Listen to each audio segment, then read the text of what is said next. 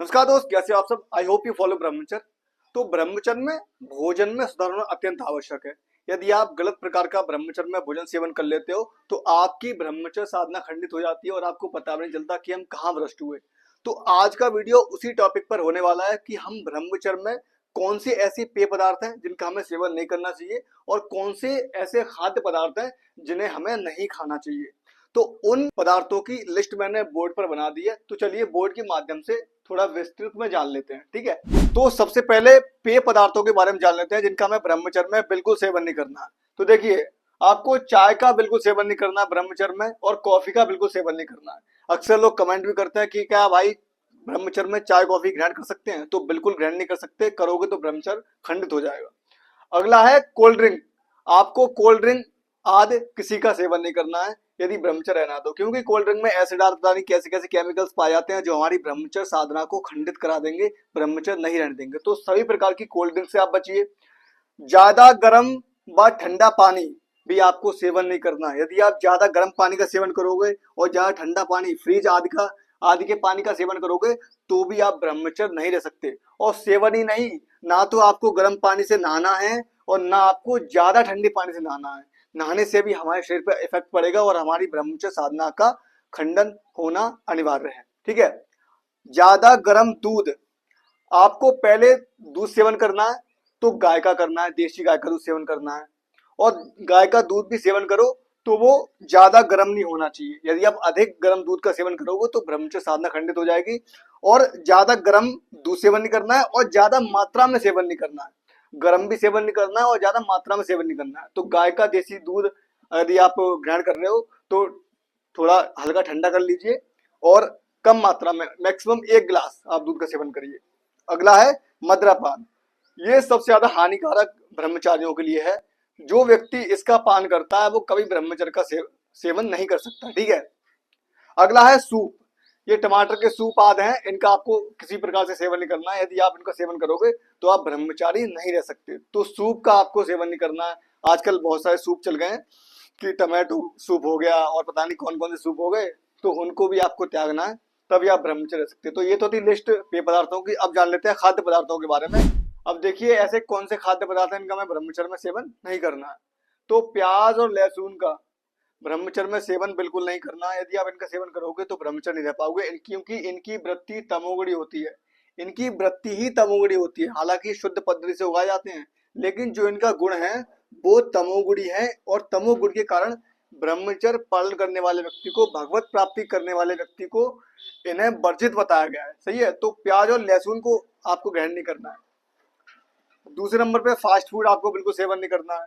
Fast food जैसे pizza हो गया, बर्गर हो गया, और जो बाहर के जितने भी पके हुए भोजन आते हैं वो सब फास्ट फूड की श्रेणी में आते हैं। ठीक है, अधिक तीखे पदार्थ, ज्यादा तीखे पदार्थ जैसे कि चटनी हो गई लाल मिर्च की, ज्यादा तीखी सब्जी हो गई, इनका आपको सेवन नहीं करना है। यदि आप सेवन करोगे तो ब्रह्मचर्य साधना नहीं हो पाएगी आपकी।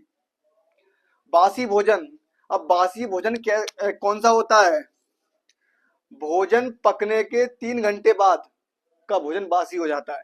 यानी कि भोजन पका और उसके बाद आपने ग्रहण किया 3 घंटे बाद, तो 3 घंटे बाद भोजन क्या हो जाता है? बासी हो जाता है। इसलिए 3 घंटे के अंदर अंदर आपको भोजन ग्रहण कर लेना है। पकने के 3 घंटे के अंदर अंदर आपको भोजन ग्रहण कर लेना है, तो वो बासी नहीं माना जाएगा।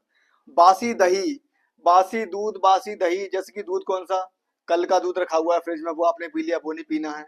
दही ऐसे 7-8 दिन पुराना दही है, 4-5 दिन पुराना दही है, तो वो आपको सेवन नहीं करना है। छाछ ज्यादा पुरानी रखी हुई है, वो आपको सेवन नहीं करनी है। तो बासी। अधिक मीठा आपको सेवन नहीं करना है। यदि आप अधिक मात्रा में सेवन करोगे मीठे का तो आप ब्रह्मचर्य नहीं रह सकते। और मीठा भी ऐसा होना चाहिए, यदि आप सेवन कर रहे हो मीठे का, तो मीठा ऐसा होना चाहिए कि वह शुद्ध पद्धति से बना हो। यानी कि बाहर से आपने उठाया और ग्रहण कर लिया, ऐसा बाहर बिकती नहीं चाहिए, तो अशुद्ध पद्धति से बनी होती है। और मीठा ग्रहण कर रहे हो तो प्रभु को भोग लगा के कम मात्रा में ग्रहण करिए। वसा युक्त भोजन, जिनमें अधिक वसा होती है, जैसे अधिक रिफाइंड आदि का उनमें लगाया जाता है, ऐसा भोजन आपको ग्रहण नहीं करना है। नशे युक्त पदार्थ, कुछ ऐसे खाने वाले पदार्थ वो होते हैं जो नशे युक्त होते हैं, जैसे कि पान मसाला हो गया है, ऐसे कुबेर आदि, उनका आपको सेवन नहीं करना है। यूपी में तो कुबेर ही चलती है, पता नहीं और पता नहीं कहाँ क्या चलता होगा, पर नशे युक्त जितने भी पदार्थ हैं उनका आपको सेवन बिल्कुल भी नहीं करना है। पान मसाला, भांग और शराब आदि, मदिरापान आदि, इनका आपको बिल्कुल त्याग देना है, वरना आप ब्रह्मचर्य रह सकते। और ये पदार्थ है मांस मछली अंडे, इनको बोलने में भी शर्म आती है, इनका बिल्कुल आपको त्याग देना है, इनको तो त्याग ही देना है, बिल्कुल इनका सेवन ही नहीं करना है। और अगला है बाल पड़ा हुआ भोजन। किसी भोजन में बाल पड़ गया, चाहे भले ही वो सतोगुड़ी पद्धति से बना हुआ हो, इसी उसमें बाल पड़ गया या किसी जानवर आदि ने झूठा कर दिया, तो वो भोजन भी ब्रह्मचारी के योग्य नहीं रह जाता। तो इसलिए बाल पड़ा हुआ भोजन आपको बिल्कुल ग्रहण नहीं करना है। अब भोजन, तो ये तो भोजन हो गए, इनको हमें सेवन नहीं करना है। अब कुछ और, जब आप ऐसे भोजन ग्रहण करो जो करने योग्य हैं, तो उनको आपको कैसे ग्रहण करना है? देखिए, पहले तो भोजन शुद्ध पद्धति से बना हुआ हो, यानी कि प्रभु का चिंतन करके भोजन बनाया गया हो। और फिर प्रभु को भोग लगा के, सात्विक भोजन प्रभु को भोग लगा के, यानी कि अमन यानी प्रसादी भोजन, प्रभु को भोग लगाने के बाद जो भोजन आप प्रभु को भोग लगाओ, वही भोजन आपको ग्रहण करना है।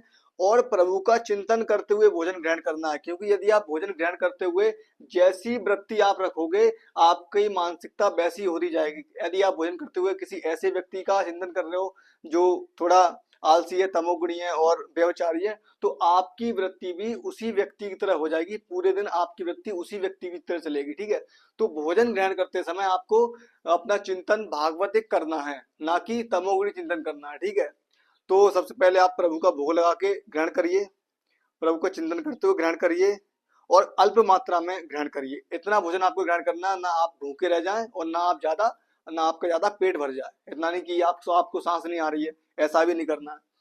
तो यही थी भोजन की सावधानियां, ऐसे पेय पदार्थ और ऐसे खाद्य पदार्थ जो आपको नहीं करने। तो इन भोजन में आप सावधानी रखिए, तभी आपकी ब्रह्मचर्य साधना परिपक्व हो जाएगी। मिलते हैं मित्र एक न्यू ज्ञानवर्धक वीडियो के साथ, तब तक अपना ध्यान रखिए और ब्रह्मचर्य का पालन करते रहिए, और इन पदार्थों का सेवन बिल्कुल मत करिए। ठीक है, जय श्री राम।